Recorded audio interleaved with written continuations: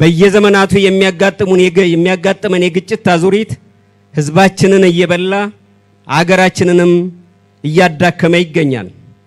ይህ በታሪካችን የምናውቀው አሁንም በገሃዱ ዓለም የምንመለከተው ሀቅ ነው።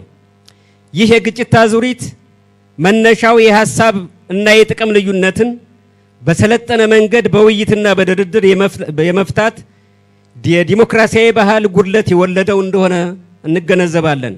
በመላ ኢትዮጵያ የምትገኙ በመላ አማራ ክልል ውስጥ የምትገኙ የሀገራችን ልጆች፣ እህት ወንድሞች፣ እናት አባቶች ከዚህ የግጭት አዙሪትና ልምምድ ወጥተን የታሪካችንና የህዝባችንን ከፍታ በሚመጥን መልኩ ልማትና ብልጽግናን እንዲረጋገጥ ህዝባዊ መሰረት ያለው ዘላቂ ሰላም እንዲሰፍን መንግስት ለሚያደርገው ጥረት ሁላችሁም የራሳችሁን የማይተካ ሚና እንድትወጡ በዚሁ አጋጣሚ ጥሪዬን ለማቅረብ እወዳለሁ።